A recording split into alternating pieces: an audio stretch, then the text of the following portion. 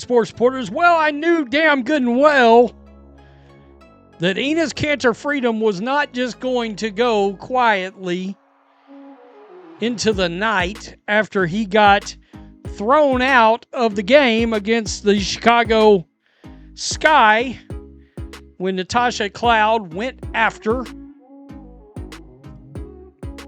the former NBA player and made a spectacle out of herself.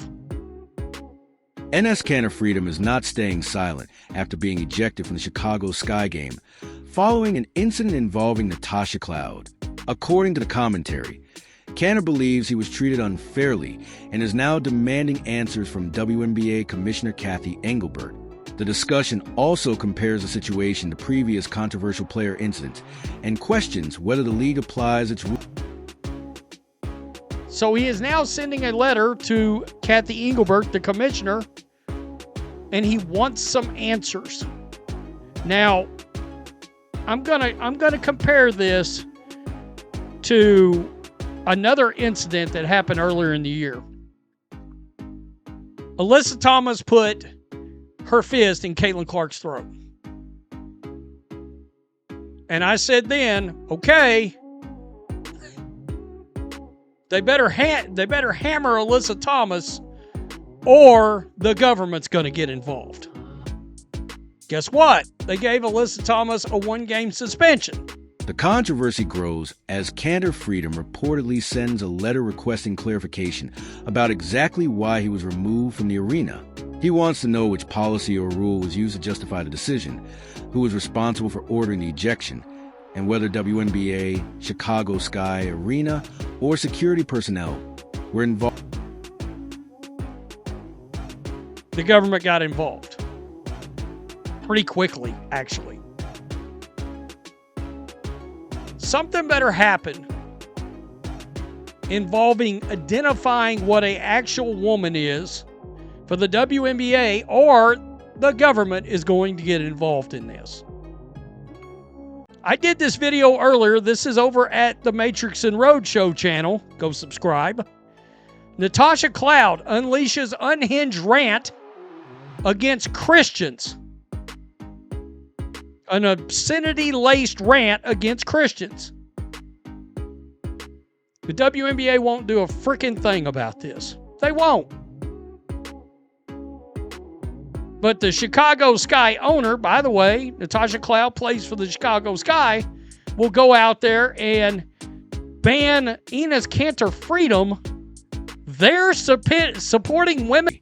Another major issue raised is whether Natasha Cloud's conduct will receive an official review. The commentary argues that the league should clearly explain how it handles interactions between players and fans, and whether the same standards are applied to everyone. Kanter is reportedly seeking accountability and transparency regarding the incident and the decisions surrounding sports, women in women's sports. That is what he's there for. You'll ban him, but you won't do any. Neither the Sky nor the league will do anything to Natasha Cloud. Going out and going on a 1-minute long rant, obscenity-laced rant, crushing Christians. Does the WNBA really believe that Caitlin Clark and Sophie Cunningham hasn't brought a massive amount of Christian viewership into the league? Not to get religious, I'm only bringing this up because there's a hypocrisy issue going on here. Enes Kanter Freedom sends a letter to the WNBA requesting a review of the Sky ejection incident and a full ticket. Kanter Freedom is also requesting a full refund for his courtside tickets and asking officials to preserve all materials connected to the incident. This includes video footage, security reports, internal communications, and any discussions regarding his attendance or removal. The request has fueled speculation that the dispute could potentially escalate into a larger legal ticket refund. He wants his money back. So my dude, Johnny Root, sent me this message from Outkick. He works for Outkick. I had this in my DMs waiting for me a few minutes ago. This is the breakdown of the 5 questions that Enes Kanter Freedom is wanting answered from WNBA Commissioner Kathy Engelbert. Number 1, identify the policy, rule, directive, or instruction relied upon in treating certain spectators, including me, differently when we express a viewpoint that appears unpopular with the WNBA. I think we all know he got booted out because of his political and social affiliations. I think it's safe to say that.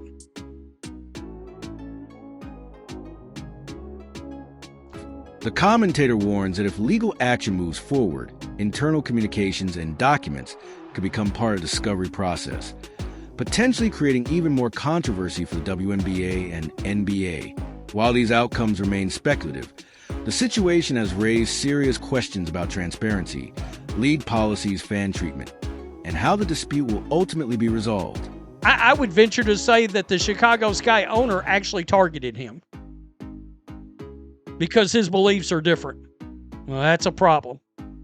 Number 2, identify whether the decision to eject me was made or requested by WNBA personnel, Chicago Sky personnel, Wintrust Arena personnel, security personnel, or another individual or entity. You know what? That raises an additional question, Enes. Did the Chicago Sky ban you from the arena without even discussing this with the Wintrust Arena, or did they come up with this and he passed it on? Did he just make a decision? Is this arena in any way tax funded?